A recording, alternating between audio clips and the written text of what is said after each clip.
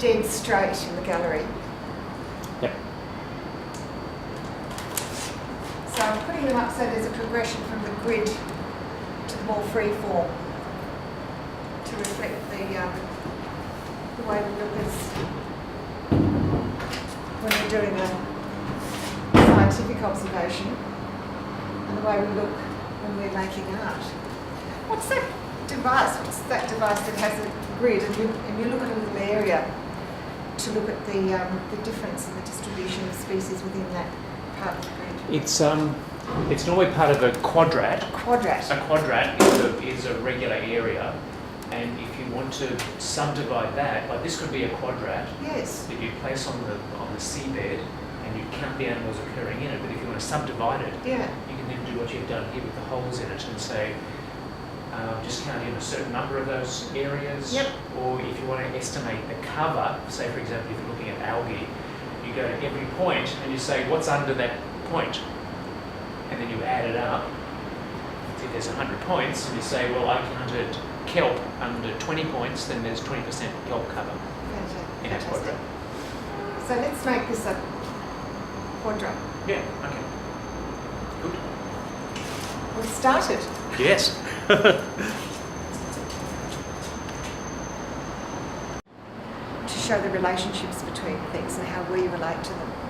So through movement and... Oh yeah, rather than being a static something like that. Yeah. Yeah, have the movement. Yeah. Yeah. And the other thing that just came to mind then, are you recording this? Yep. Great. Because we don't have any recordings of these. So you can't repeat a conversation. No.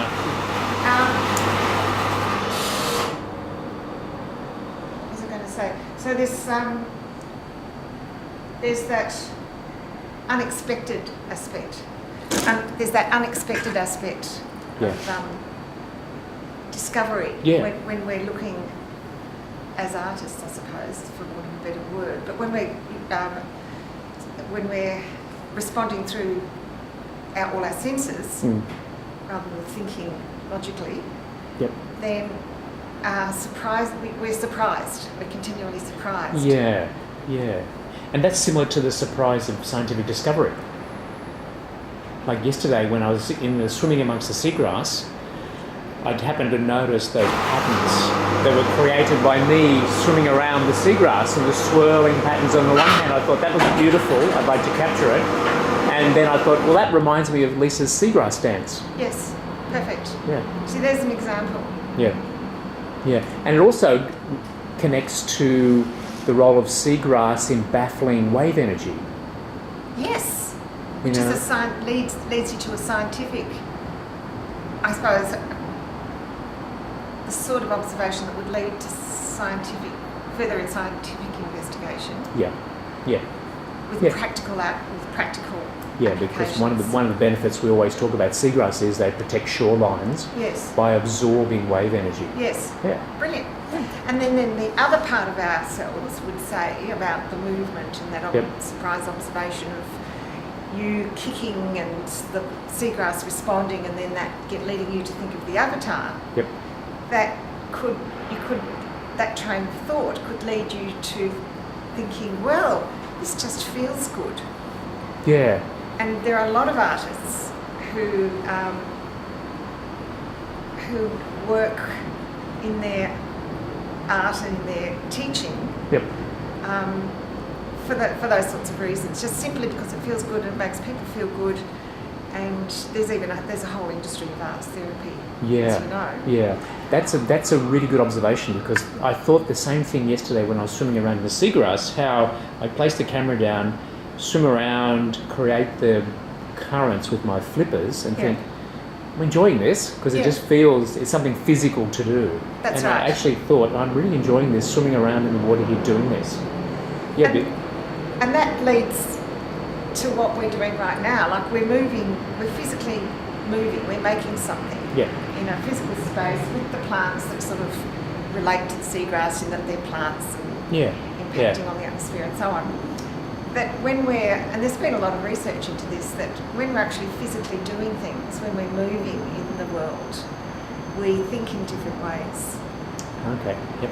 It opens up new ideas that don't tend to come to us when we're just sitting at our desk, Yeah. looking at our bit of writing, Yeah. going over that last paragraph and thinking, how does it link to the next one? Yeah. Yeah. We're in the world. Yeah, and that relates to, that's a great representation of the experience I have when I'm diving.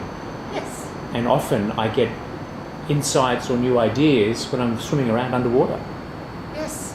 doing something which is quite a physical thing because you've got to carry all the gear, you've got to get your breathing right, you've got to navigate correctly, you've got to get your buoyancy right. But it sounds complicated, but at the same time it's very mindful. Yes. I'm very aware of where I am in the world, in the ocean, and that creates an openness for me. That's really interesting because I have that when I dance. Ah, okay. Yeah. And particularly now that I'm older, Yeah. and I do a form of dance that is still risk-taking, Yep. you know, lurching into space and balance and very expressive, Yep. that I have to be mindful of where my weight is, Yeah. that my knee is over my foot, you know, because Yep. I've had injuries and all this kind of stuff, that I'm breathing so that I can sustain this movement. But yes, and it opens up all this, all these ideas for creating things in Yeah. my, you know, Yeah. ideas for films or Yeah. drawings or sculptures. Great. Whatever.